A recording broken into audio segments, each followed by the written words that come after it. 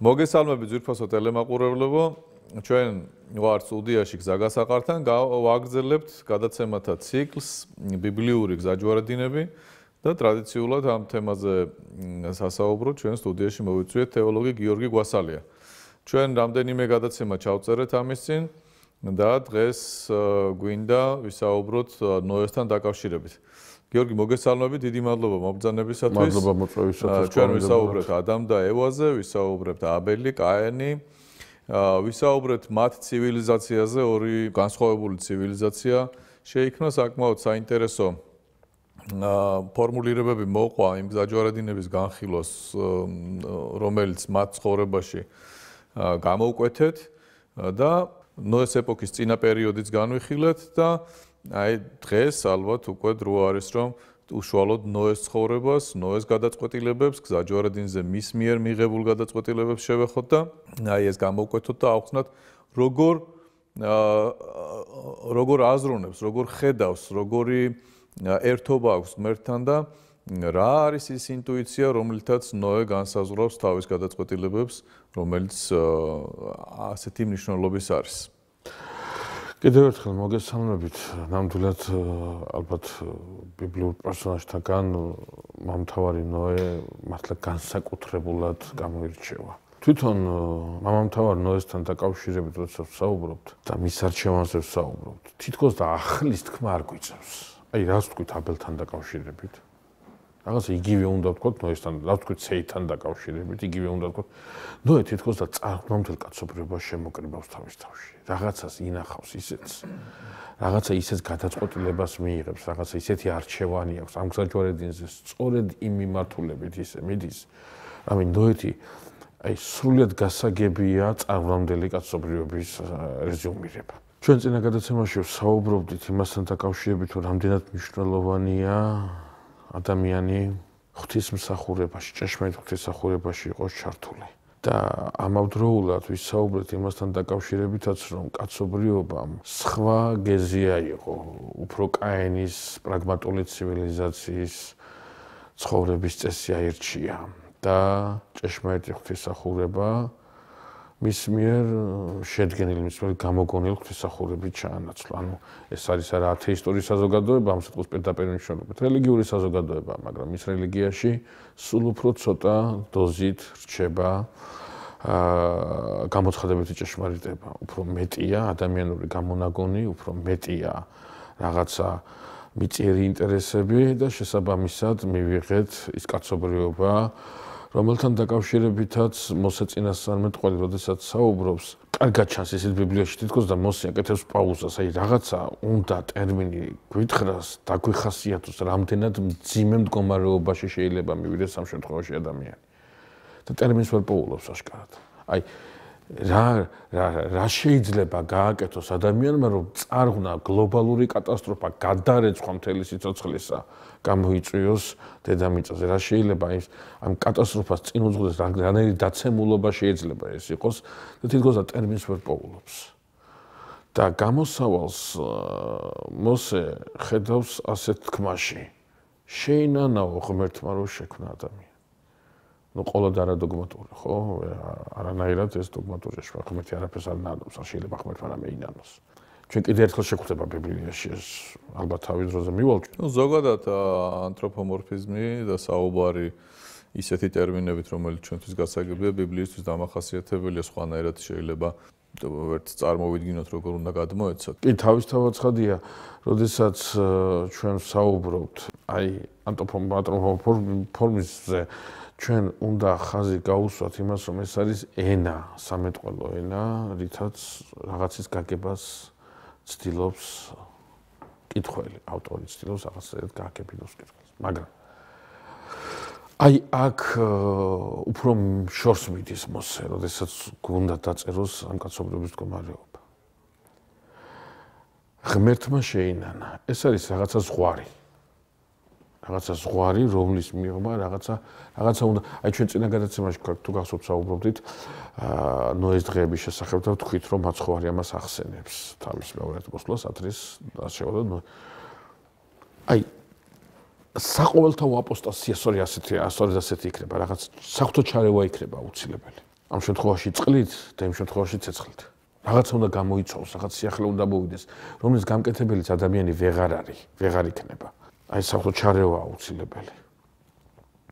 ანუ ეს დეგრადაცია არის ისეთი ტემპით, ისეთი მიმართულებით, რომ შეუქცევადი პროცესია. აი, ეგ უნდა ვთქვა, შეუქცევადი პროცესი. ანუ აღარაფერი ჩანს პოტენციაშიც არა ჩანს, რომ რეგრესი პროგრესი შეიცვლება. აი, სწორედ ამის აღსანიშნავად უნდა მოხდეს განახლება. რაღაცა, ხო. აი ამის აღსანიშნავად, აი ამ შეუქცევადი რეგრესული პროცესის აღსანიშნავად. კიდევ ერთ ტერმინს ხვდები ჩვენ ბიბლიაში ძალიან საინტერესოს. ადამიანზე ნათქვამია, რომ ხორცია ის. ადამიანი არ არის ხორცი. ადამიანი თავისი შინაარსით არის სულისა და ხორცის ერთობა. არა, აი ამ ადამიანზე ნათქვამია, რომ ხორცია. არაფერი ღარდა ჩამაში სულიერ. ეს ძალიან მნიშვნელოვანი მომენტია. და ნოე არის აი ეს არის მეათე თაობა. მეათე თაობაში ადამიანიდან ხდება უკვე აი ესეთი დეგრადაცია. ხო და კი, ანუ ჩვენ მაშინ ცოტა სიცოცხლეხანგრძლივობა ცოტა დიდია და ანუ ადამიანის ხო, ცელ სივრცეზე, დროით სივრცეზე გვაქვს საუბარი, მაინც მიუხედავად ამ თაობათა ცვლისა, მაგრამ აქ მნიშვნელოვანია ის თუ ნოეს გზაჯვარედინი რას გულისხმობს. აი ნოეს გზაჯვარედინი არის, რომ ადამიანი ხორცია ნოეს არ ეხება. ნოეში არის დარჩენილი რაღაცა, არა თუ დარჩენილი, არამედ წინა პლანზე წარმოდგენილი თავის თავაცხადია, მაგრამ შედარებით რაღაცა, რომელიც ინახავს ადამიანს. აი ჩვენ რო ვიტყვით, რომ კიდობაში შევიდა ნოე, სინამდვილეში შეგვიძლია ვთქვათ, რომ კიდობაში შევიდა ნუგეში, თვითონ სიტყვა ნოე ნუგეში ნიშნავს. კიდობაში შევიდა იმედი, ადამიანობა შევიდა კიდობაში. ის უნდა გადარჩეს კიდობაში. აი შესაქმეს მე-6 თავში ინანა უფალმა რო შექმნა ადამიანი ამ ქვეყნად და შეწუხდა. თქვა უფალმა მიწის პირისაგან აღგვი ადამიანს, რომელიც შექვენი. ადამიანიდან დაწყებული პირუტყვამდე, ქვეწარმავლამდე, ცის ფრინველამდე, რადგან ნანობ რომ გავაჩინე. და მხოლოდ ნოეს ეპოვა მადლი უფლის თვალში. ეს ნოე არის ფაქტიურად ახალი დასაწყისი ყველაფრისა და ყველას მამა. იმიტომ რომ ვინც გადარჩა კიდობაში ნოეს შვილები არიან, მეტი არავინ არ გადარჩა და ნოედან ფაქტიურად იწყება ახალი თაობა, ახალი მოდგმა კაცობრიობის. ხო, ამ ნიშნით ნოეს ჩვენ მეორე ადამიანი შეგვიძლია ვუწოდოთ, არა იმ პავლე მოციქულისეული გაგებით, როდესაც ის მაცხოვარს უწოდებს, არამედ ისტორიული და კაცობრიობის, ასე ვთქვათ, გამრავლების თვალსაზრისით ნოედან კიდევ ერთხელ დაიწყება ადამიანობა, კიდევ ერთხელ დაიწყება კაცობრიობა, ნოე შეინახავს ამას. ამიტომ ჩვენ ნოეს გზაჯვარედინს როცა უყურებთ, ჩვენ ყურადღება უნდა მივაქცევთ ერთ ძალიან საინტერესო დეტალს, ძალიან საინტერესოს. აი პირდაპირ ნოე შემოკრებს მეთქი გითხარით კიდევაც წარღვნამდელ კაცობრიობას და აი ამ ტერმინი კარგად არის ის დახასიათებული. რა ნოესთან ნათქვამი? ნოესთან ნათქვამია, რომ მისი სისრულე ეს დაყოფია, ეს შედეგია, რეზიუმია, მაგრამ წინაპირობა აქვს თავისი. ნოესთან დაკავშირებით ნათქვამია, რომ უფლის წინაშე დადიოდა ნოე. ეს ძალიან მნიშვნელოვანი ფრაზაა. ჩვენ ყველაზე მეტად ამ ჩვენ გადაცემებში ეს გვაინტერესებს, რას ნიშნავს უფლის წინაშე სიარული, რაც განაპირობებს ხოლმე მის არჩევას, იმიტომ რომ მთელი გარემო ზოგჯერ აი ამ ბიბლიურ პიროვნებას, მთელი გარემო მიწიური ეუბნება, რომ უნდა წავიდეს ერთი მიმართულებით, გაყვეს იმ საყოველთაო განწყობებს და ამ დროს მისი გადაწყვეტილება უნიკალური არის და სწორედ ღვთის წინაშე სიარულს გულისხმობს ეს, რომ ღვთის განგებულება თავისი გზით ატარებს მის რჩეულ წმინდანებს. ხო, საქმეც ეს არის, რომ ნოე, მამთავარი ნოე უფლის წინაშე, ჩვენ ორადორი ადამიანი ყავს ბიბლიაში, რომელიც აი ამ პატივით არის აღჭურვილი. ეს არის ენოქი, რომელიც სიკვდილ განუცდელია დღევანდელ დღემდე ბიბლიური მითითებით და ნოე. ხოლო დამორზი. ეს იმას კი ანიშნავს, რომ თქვათ, ჩვენ საოცრებები ბიბლიურ თხრობაში ახლა შეგვხვდება. მოსე იქნება, დავითი იქნება, აბრაამი იქნება, ესაია იქნება, ეს ყველა უფლის წინაშე დადიან ესენი. მაგრამ აი ტერმინოლოგიურად აი ბიბლიამ მოიცალა, ასე ვთქვათ, ამისათვის, რომ მხოლოდ ამ ორ ადამიანზე თქვა სიტყვები. აი სწორედ აქ უნდა და თქვენ მამანდრი აი კარგად თქვით და აი ეს დეტალი უნდა გავითვალისწინოთ, რატომ აი ზამაინც ამ ორ ადამიანზე. საქმე ის არის, რომ ეპოქა, როდესაც ცხოვრობს ენოქი და მე თავისთავად ცხადია მისი შთამომავალი ნოე. ეს ეპოქა ხასიათდება სეითის ცივილიზაციის დაყირავებით. არა კაინის ცივილიზაციის დაყირავება გასაგებია. ის იმ გზაზე დგას, დაყირავებულ გზაზე დგას, არა. ბიბლიისათვის პრობლემაა მეორე გამოცხადებით ჭეშმარიტ, ანუ ღირებულებათა სისტემის გარშემო შემოკრებილი ცივილიზაციის დაყირავება. ამაზე მიშელოს მინდა წერილი. აი ამ დაყირავების პროცესში რო უფლის წინაშე დადიხარ, ანუ არ მიყვები იმ ქაოსს, არ მიყვები იმ ტალღას, არ გაქვს ის ემოცია, რომ აი სოფლის სულსაყვე, ამ ქვეყნურ სულსაყვე რაღაცა თავი გამოიჩინო იმით, რომ შენც აი ამ ქვეყნურ წარმატებათა ფერხულში ხარ ჩაბმული. რაღაც სხვა წარმატება უფრო გაინტერესებს, რაღაცა სხვა ღირებულებათა სისტემა, რაღაც სხვა უფრო მნიშვნელოვანი შენთვის. აი ნოე ასეთია. ნოეს ნოეს გზაჯვარედინი ეს არის სწორედ. როდესაც კაცობრიობა მიდის სადღაც სხვაგან, ნოე იქ მიდის, სადაც ადამიანობა რჩება. ეს ძალიან მნიშვნელოვანია, სად რჩება ადამიანობა, იქ სადაც დაიღვარა სისხლი. უბრალოდ დააღრევინეს სისხლი, იქ სადაც ასე ვთქვათ, პირველად შელახეს ადამიანის ფუნდამენტალური უფლება სიცოცხლისა. ეს არის საკურთხეველი, სადაც აბელი ღვთისმსახურებას აღასრულებდა. ამ ღვთისმსახურებაში ინახავს ნოე ადამიანობას. უფლის წინაშე სიარული ეს ტერმინოლოგიურად ბიბლიაში ნიშნავს, რომ ყოველთვის გახსოვს ღმერთი. ანუ ღმერთი გახსოვს ნიშნავს იმას, რომ ამ კაცობრიობაში ახლა მიღებულია ის, რომ კაინის გაყრილი ცივილიზაციიდან წამოსული სიბინძურე მისაღები გახდეს. მაგრამ ნოესთვის, ვთქვათ მათუსალასთვის, ნოეს მამისათვის, რომელსაც ასევე ლამექი ქვია, ენოქისათვის, პრიორიტეტული არ არის ადამიანები როგორ შეაფასებენ მათ. პრიორიტეტული არის ის, ღვთის წინაშე დადი ღმერთი ახსოვ თუ არა. ღმერთი ახსოვთ რას ნიშნავს? კიდევ ერთხელ ვამბობ, ათეისტი არავინ არ არის იქ. ღმერთის ხსოვნა ანიშნავს იმას, რომ ვიღაც აღიარებს, რომ ღმერთი არსებობს. არა. ეს გულისხმობს იმას, აზროვნებს თუ არა იმ ისეთნაირად, რა აზროვნებაც ეფუძნება გამოცხადებულ ჭეშმარიტებას. აზროვნებს თუ არა იმ ისეთნაირად, რომელიც განსაზღვრელია ის სისხლი, რომელმაც გველს თავი უნდა გაუჭეჭყოს, რომელსაც აბელი შეეწირა. აი ეს არის უკვე სასირცხვილო. მე სამწუხაროდ ხშირად ხედავ ხოლმე უკვე, სადაც როდესაც აი შეიძლება პირდაპირ არ ამბობენ ამას, მაგრამ რაღაცნაირად რცხვენიათ სახარების. იმიტომ რომ ის ამ სოფლიურ სულს ეწინააღმდეგება, ვერ ეთანხმება აი იმ ქროლვას, რაც შეიძლება დღეს ვიღაცისათვის პროგრესული იყოს. და ხდება ხოლმე რომ ნუ აი რაღაცნაირად იმისაც რომ საზოგადოებაში თითქოს და მე ჩემი რაღაცა ნიში არ დავკარგო, ხლა აუცილებელი არაა სახარებას მიმართო. შეიძლება ვიღაცა ფილოსოფოს მიმართო, ვიღაცა ფსიქოლოგს მიმართო უდიდესი პატივისცემა ამ ორი სფეროს წარმომადგენლებისათვის აზია ლაპარაკი, მაგრამ უბრალოდ რაღაცნაირად, ოდესაც საზომი დაკარგულია სახარებისეულით და სხვანაირად ზომავ, არა სახარებისეულად, არამედ სხვანაირად ზომავ, არა წმინდა წერილისეულად, არამედ რაღაცა სხვა საზომები გაკაჩენილი. უკვე უფლის წინაშე სიარული აღარ გამოდის. ეს იმას კი ანიშნავს, რომ ცოდვას არ ჩადის ან მინე წმინდანი, ამაზე კი არ არის საუბარი. აქ აზროვნების ფორმაზე, აზროვნების ტიპზეა საუბარი. მოდი, ეს შუალედური რომ შეჯამება რო გამოგვივიდეს, ვთქვათ ესეთი რამე. ნოე არის გზაჯვარედინზე. მის წინა ეპოქაში არის ორი ცივილიზაცია. ერთი იმთავითვე, რომელიც იმიტაციას ქმნის, რომ ბედნიერება დაიბრუნოს, ოღონდ ეს არ არის ის, რაც დაიკარგა, არამედ იმისი იმიტაცია არის შექმნას იმის ძიების გარეშე, სადაც სისხლი დაიღვარა. მეორე ცივილიზაცია სეითის, რომელიც აგრძელებს აბელის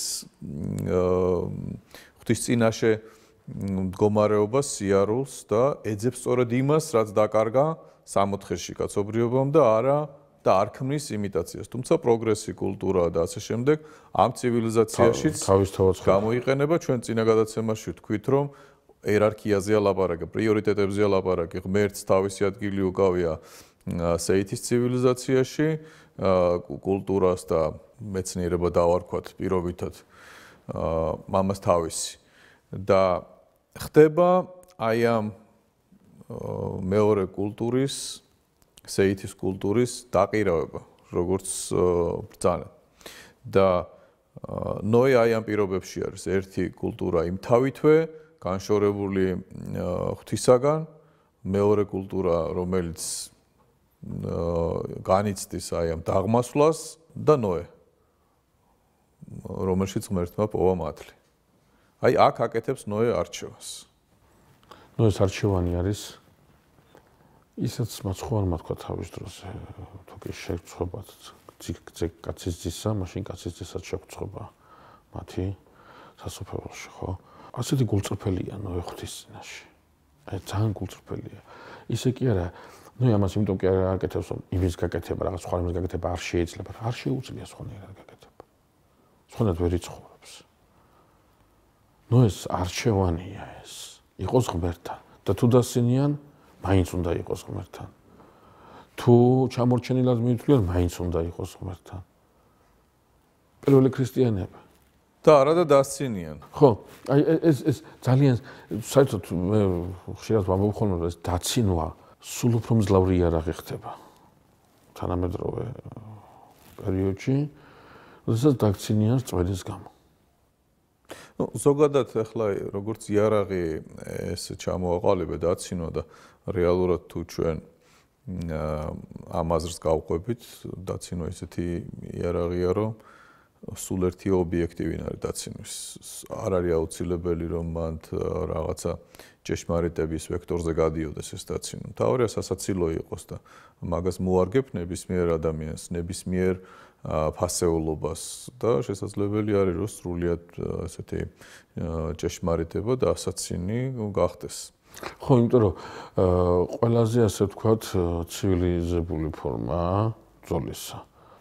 აქ რაზეა საუბარი? აქ საუბარია სწორედ იმაზე, რომ ნოესთვის, მორწმუნეებისთვის ეს დაცინვა პირიქით არის გამაძლიერებელი, მანუგეშებელი, იმიტომ რომ რაღაცა უფრო მეტთან არიან, ვიდრე რაღაც ამქვეყნიურ, ემწუთიერ რაღაცა წარმოვალ რეალობასთან, ხო? ამიტომაც, როდესაც ჩვენ ნოეს გზაჯვარედინზე გვაქვს საუბარი, ნოეს გზაჯვარედინი უწინას ყოვლისა გულისხმობს ამას, მან უარი არ თქვა უფლის წინაშე სიარულზე. მან უარი არ თქვა იმ ღირებულებათა სისტემაზე, იმ აზროვნების ფორმაზე, რომელიც უკვე მიუღებელია იმ თლიანთელი კაცობრიობისათვის. შეგვიძლია ვთქვათ, რომ მთელი ის პერიოდი რა დროსაც აშენებდა ნოე კიდობანს, იყო დაცინვის ობიექტი. ხო, თავისთავად არა მარტო ეს პერიოდი, მაგრამ ეს პერიოდი უფრო გამოკვეთილია ვინაიდან აი როგორც მე თუ არ ვსები წინა შეხვედრაზე ვთქვი, რომ ნოეს ჩაქუჩის კაკუნი ქადაგების ხმადის მოდაო, ნათქვამი, იმიტომ რომ ნოე როდესაც ქმნის ამ კონსტრუქციას, ხო, სრულად გაუგებარი რამეა იქ. სრულად გაუგებარია, რას აკეთებს ნოე. ზემოდან ჩამოვარდნილი წყალი არავინ არ იცის. წყრით რაღაცის გადარეცხვა, ნუ ამ პროგრესული საზოგადოებისათვის გაუგებარია სრულად. რაღაცნაირად როგორ არის იცით? ახლოს არ არის ზღვა, ახლოს არ არის მდინარე, სადაც ეს აშენებს ამ ხელა კიდობას, ხო? საოცარი ისე და ალბათ ამბობენ, რომ გაგიჟდა ნოე. არის ესეთი ისიც კი დამოკიდებულებაც, რომ სადღაცას ესე უშველებელ კიდობას აშენებს და წყალი ახლოს არ აქვს. წყალი ახლოს არ აქვს და ამ დროს იუწყება სამომავლოდ ისეთ რამეს, სადაც ზოგადად არის არ ახსოვს კაცობრიობს, მეცნიერულ გამოცდილებაში არ ჩდება. და ესე სასაცილო ამბავი კი არის, ახლა ესე პრაგმატული თვალით რო გავგადახედო. ხო, საქმეც ეს არის, ნოე უფრო მეტია ვიდრე პრაგმატულობა. უფრო მეტია, საქმეც ეს არის.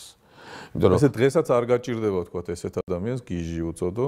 კი, არა, თავისთავად ცხადია, იმიტომ რომ ხშირად არის ხოლმე რაღაცა წმენის გამო, ხო, რაღაცის წმენის გამო.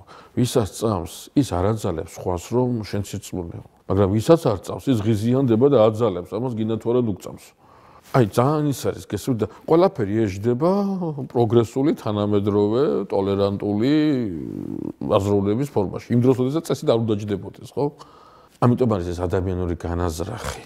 არის ძალიან ვიწრო, ძალიან ყიფე და სულ სხვა რამეა ის საცდევს საღვთო-მოწოდებაში. აი ნოეს გზაჯვარედინი არის სწორედ ამ საღვთო-მოწოდებისკენ წასვლა. ხა, აქ კიდევ ერთი საინტერესო დეტალია. ერთ ძალიან საინტერესო დეტალია. ჩვენ როდესაც ნოეს გზაჯვარედინზე ვსაუბრობთ, არ უნდა გამოგვჩეს, რომ ამ გზაჯვარედინთან ნოე მარტო არ არის, ნოესთან ერთად მის შვილები არიან. ნოესთან ერთად მისი მეუღლეა, შვილების ცოლები არიან. სემი, ქამი და იაფეტი. მოდი ვთქვათ ერთი ასეთი რაღაცა. თუ კი ნოეს დროინდელმა კაცობრიობამ არ იცის რა არის ციდან ჩამოსული წყალი, თუ კი ნოეს დროინდელი კაცობრიობისათვის გაუგებარია რასაკეთებს ნოე. იცით გაუგებარი ეს მისი შვილებისთვისაც არის, მისი ოჯახისთვისაც არის. მათაც არ იციან. მათაც არც მახსოვრობაში, არც გამოცდილებაში არ აქვთ რაღაცა მსგავსის გააზრების შესაძლებლობა. და ნოემ საიდან იცის, რა ცოდნა არის ეს? ხო და საქმე ცოდნა ზოგადად ფილოსოფიური ძალიან დიდი მსჯელობის საგანია მთელ თაობებში და რა იცის ნოემ, საიდან იცის ეს? ნოეს აქვს გამოცხადება. ღვთისაგან უწყება აქვს, ღვთისაგან უწყება აქვს. ანუ ეს უფრო მეტია ვიდრე რაღაცა. რო არც ნოეს უნახავს ციდან ჩამოსული. თავისთავად არავის არ უნახავს, მაგრამ ნოეს ცოდნა სხვა რამეს ეფუძნება. ეს არ არის მეცნიერული ცოდნა, ეს არის უფრო მეტი ვიდრე მეცნიერული ცოდნა. სხვა ცოდნაა ეს ცოდნა. აი ეს ცოდნა რაც მიცემული ქონდა თქო ადამიანს სამოთხეში. ადამიანს არ უკვლევია სამოთხეში რა არის ჭეშმარიტება. ადამიანს ეუწყა სამოთხეში რა არის ჭეშმარიტება. ჭეშმარიტება არ არის კვლევის საგანი. ჭეშმარიტება არის მოცემულობა. შეიძლება სხვა რამე ეძიებო გზა, საშუალებები და ასე შემდეგ, თუმცა ისიც მოცემულია ღვთისაგან. ადამიანი არ ადგენს ჭეშმარიტებას. ჭეშმარიტება მისთვის მიცემულია. ადამიანური გონება ხშირად ცდილობს გამოჭედოს თავისი ჭეშმარიტება. იმიტომ კი არა, იმას კარგად ადამიანმა არ უნდა იაზროს, არა, ის მოაზროვნე არსება იმან. ის ყოველთვის უნდა აზროვნებდეს. მაგრამ ჭეშმარიტება ეს ისეთი რამ არის, რომელიც ამაზროვნებას აძლევს საზომს, მიმართულებას. აი როგორც კი ეს მიმართულება მოისპობა, ღებულობ ნოეს დროინდელ კაცობრიობას. როგორც კი ეს მიმართულება არ მოისპობა, ღებულობ ნოესა და მის ოჯახს. ამაზეა საუბარი. შესაბამისად, როდესაც ნოეს ხედავთ გზაჯვარედინზე, ნოესთან ერთად მისი შვილებისგან, მისი ოჯახიც დგას. და ეს ძალიან საინტერესო რამეს გვაუწყებს ბიბლია, რომ კიდობანში მარტო ნოე კი არ შედის, ნოე შედის და ნოეს შვილებიც შედიან. გამოცხადება ნოეს აქვს, ნოეს შვილებს არ აქვს. და ნოეს შვილები, ნოეს ოჯახი, მოდით სხვანაირად ვთქვათ, ეკლესია, რომელიც ნოეს და ნოეს ოჯახის სახით არის უკვე შენახული ქვეყნად. მეტი არ არის დაცარიელთა მეტი. აი ეს ეკლესია ცოცხლობს, ეს ეკლესია არსებობს რწმენით და იმ გამოცხადებისადმი მორჩილებით, რომელიც ეუწყება თავისი ციური სიცისაგან. სწორედ აი აქ არის ხოლმე გაუგებრობა ამ ქვეყნიური სულისა და ეკლესიური სულისა. ამას ვერ ითვალისწინებს დიოკლეტიანი, ამას ვერ ითვალისწინებს სიტყვაზე ვთქვათ, ამას ვერ ითვალისწინებენ. ეს არაფრად მიაჩნიათ. იმიტომ რომ ამ ქვეყნიური ძალმოსილება, ამ ქვეყნიური ლოგიკა, ამ ქვეყნიური განათვალები, რაღაცა სისტემა გაცილებით ძლიერი ჩანს. ვიდრე 2 და 3 კაცი დარჩენილი, რომელიც რაღაცას ებღაუჭება. მაგრამ სწორედ ის რაღაცა იმარჯვებს. სწორედ ის რაღაცა რჩება, ის რაღაცა ვერ ისპობა, რატო? იმიტომ რომ იქ არის ჭეშმარიტება, იქ არის ღმერთი. ამიტომაც, როდესაც ჩვენ საუბრობთ ნოეს გზაჯვარედინზე, ნოეს გზაჯვარედინი იმავდროულად არის იქ, სადაც ყოველთვის დგას ეკლესია.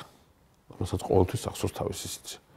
ის ყოველთვის შეიძლება დასაცინი იყოს, შესაძლებელია აბუჩადაგდებული იყოს, შესაძლებელია რა ვიცი მე, შევიწროებული იყოს, მაგრამ ეს ყველაფერი ხენად და მღერად მიაჩნია ამას, ვინაიდან ამ ყველაფერს აკეთებს იმისათვის, რომელიც უყვარს, ეს არის ღმერთი. მე სწორედ ამის თქმას ვაპირებდი, ახლა რით ის დაასრულეთ სიტყვა, რომ წინა გადაცემებში ჩვენ ვთქვით, რომ ეკლესიის ასაკი უნდა განისაზღვროს კაცობრიობის ასაკით. მას შემდეგ სამყაროს ასაკით, მას შემდეგ რაც ჩვენ ვიცით ადამის არჩევანი და მისი მსახურება ღვთისა, აბელის მსახურება ღვთისა, ეს არის ის, რაც ჭეშმარიტების მაძიებელი მსახურება არის. და განსხვავებით ზედაპირული, ვთქვათ, რიტუალისა, რომელსაც შეიძლება ჩვენ გულისხმობდეთ კაენის ცივილიზაციაში, იმიტომ რომ ისინიც ათეისტები არ იყვნენ, არამედ რაღაცა მსახურებას აღოსრულებდნენ, თუმცა მათი პრიორიტეტი და ცხოვრება სხვა რამის ძიებაში იყო. და ახლა ჩვენ მოვედით ნოემდე და აქაც ვამბობთ, რომ კიდობანი როგორც ეკლესია. კვლავ უბრუნდებით აი ამ ჯაჭვის ერთ-ერთ რგოლს, ეკლესია დასაწყისი ადამის მსახურებიდან და შემდგომ განახლებული ეს ახალი აღთქმის ეკლესია მაცხოვრის მიერ დაარსებული. და აი მსახურება, ჭეშმარიტი მსახურება სწორედ ღვთის განგებულების ძიება და ღმერთთან ერთობის ძიებაში. აი ნოე თავის შვილებთან ერთად აკეთებს არჩევანს. ეხლა თქვენ თქვით, რომ ნოეს შვილებს არ ქონიათ ეს გამოცხადება. აი მათი გზა ჯვარედინიც არის. თავისთავად ცხადია, მათი გზა ჯვარედინიც არის. ჩვენ დღეს ძალიან ხშირად ხედავთ პრობლემებს ოჯახში, თქვათ არის ტრადიციული ოჯახი, ბავშვები იზრდებიან ამ ოჯახში, ხედავენ ოჯახის ფასეულობებს, რაზე დგას ეს ოჯახი, გადიან გარეთ, ურთიერთობენ თავის თანასწორებთან, ურთიერთობენ სამყაროსთან და თითქოს გარეთ სულ სხვა სამყაროა, სულ სხვა ფასეულობებია. ძალიან ხშირად ხვდებით ჩვენ ამის გამო რაღაც შეუთავსებლობას ოჯახურ ფასეულობებსა და გარე სამყაროს შორის. პრინციპში ნოეს შვილების არჩევანის განხილვა ამას ძალიან ეთანადება. არ არის დასამალი, რომ ძალიან ხშირად ესეთ ოჯახებს უჭირთ ხოლმე საერთო ენის გამონახვაც კი შვილებთან, იმიტომ რომ ახალგაზრდა ადამიანი ეძებს სოციუმში თავის ადგილს. ეს არის მისი ცხოვრების ერთ-ერთი შემადგენელი ვექტორი. მან უნდა მოძებნოს ადგილი, ღირსეული ადგილი, ყავდეს მეგობრები და ამ დროს ფასეულობათა აი ეს სისტემა ერთ შემთხვევაში და მეორე შემთხვევაში ოჯახში და გარეთ ძალიან ხშირად არის აცდენილი. აქაც ჩვენ ხედავთ ნოეს ირგვლივ რაც ხდება, ეს შვილები ალბათ ეხმარებიან ნოეს კიდობნის მშენებლობაში, გამომრელი დაცინის ოჯახს. დაცინის ნოეს ამბობენ რომ ეს სრულჭკუაზე არ არის და ეს გრძელდება 100 წელი. ნოე მთელი თავისი ოჯახით შედის კიდობაში. და აი შვილების არჩევანი. კი, აი ეს ძალიან საინტერესო, უბრალოდ ჩვენ აქ ერთი დეტალია კიდე მამანდრია, რომელიც თქვენ ნათქვამში ნაგულისხმობი იყო თავისთავად ცხადია. ნოე შვილებისათვის ეს სამყარო ჩვეულებრივი რეალობა, მაგრამ ეს რეალობა მათ მამის მორჩილებაში ხელს არ უშლის. ეს არ მნიშვნელოვანი. ისინი აგრძელებენ მამის მორჩილებით და წმენით იმის კეთებას, რაც მიუღებელია მტვინდელი კაცობრიობისათვის. მათთვის მიუღებელია ამ კაცობრიობის აზროვნების ფორმა. მაგრამ მათი მხრიდან არ ჩანს რაღაცა ამ კაცობრიობის, ამ ადამიანების დაცინვან და ასე შემდგომ. პირიქით, ასე ვთქვათ, კეთილგანწყობილი არიან განსხვავებით მათგან. ეს ძალიან მნიშვნელოვანი, იმიტომ რომ მორწმუნე ადამიანი არავის შეურაცხყოფს. მორწმუნე ადამიანი არავის ჩაგრავს, არავის დასცინეს, ეს ძალიან მნიშვნელოვანი მომენტია. ეს არ ნიშნავს იმას, რომ მორწმუნისათვის მისი აზროვნება მისაღებია, ეს აბსოლუტურად არ ნიშნავს. მაგრამ მეორეს მხრივ მორწმუნე არის მტკიცე, შეუვალი. ის თავს არ დაანებებს, მიუხედავად იმისა, შეიძლება ვიღაცისთვის მიუღებელი იყოს, ის თავს არ დაანებებს კიდობნის შენებას. ის აუცილებლად შევაკიდებაში. აი ნოეს შვილები გარდა იმისა, რომ მამის მორჩილებით მუშაობენ, თუ რწმენა არ ქონდათ ამ ყველაფრის უბრალოდ ვერ შეძლებდნენ ამ მორჩილებას. ჩვენ დღეს ხშირად არასწორად გვესმის მორჩილება, ხშირად მორჩილება გვესმის, ვიღაცა რომ გეტყვის ის გააკეთე.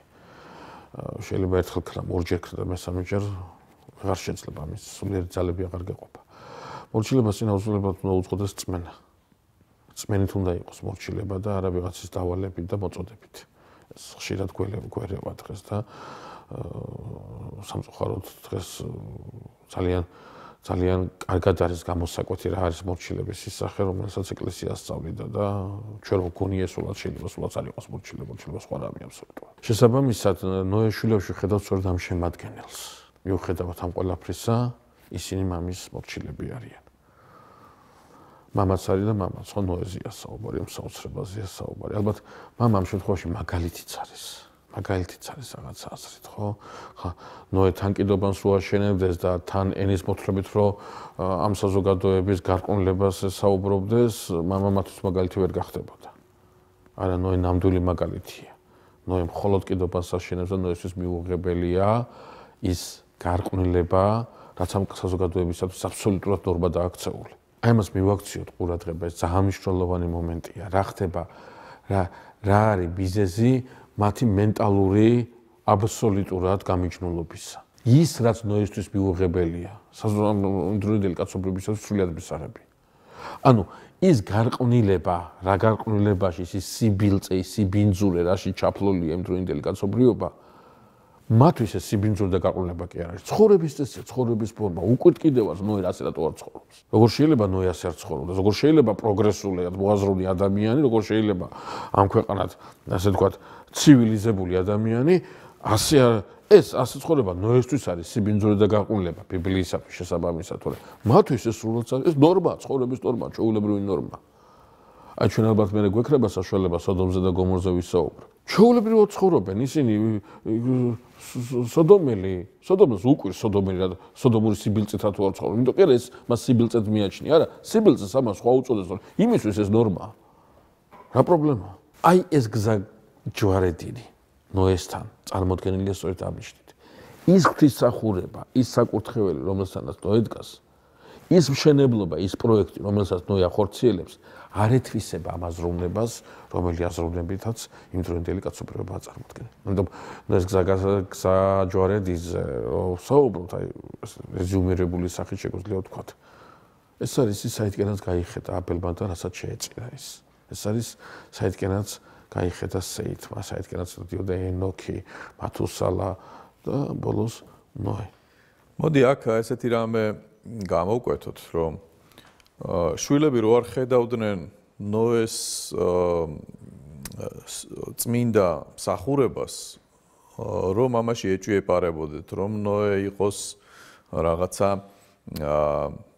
ორმაგი ცხოვრება კონდეს, მაშინ ალბათ გაუჭირდებოდა შვილებს ესეთი თავდაჯერებულობით მამას გაყოლოდა. ანუ ეს აი ძლიერი ოჯახი განპირობებული არის ნოეს შემთხვევაში კაი მაგალითია ეს განპირობებული არის იმით რომ შვილები ხედავენ რომ ნოე ერთგულებს ღმერთს, ნოე არ არის ორგული, არ აქვს ორმაგი ცხოვრება და აი ამ თავისი სიწმინდით აძლიერებს ოჯახს და შემოკრებილი არიან მისი ირგვლივ და იმედით უყურებენ რომ კი უცნაურ რამეს აკეთებს და უცნაურ რამეს ეუბნება ოჯახის წევრებს, მაგრამ იმდენად გამოკვეთილი არის მისი ღვთის მსახურების წადილი, რომ უეჭველად იღებენ ამას მისი შვილები და მთელი მისი ოჯახი.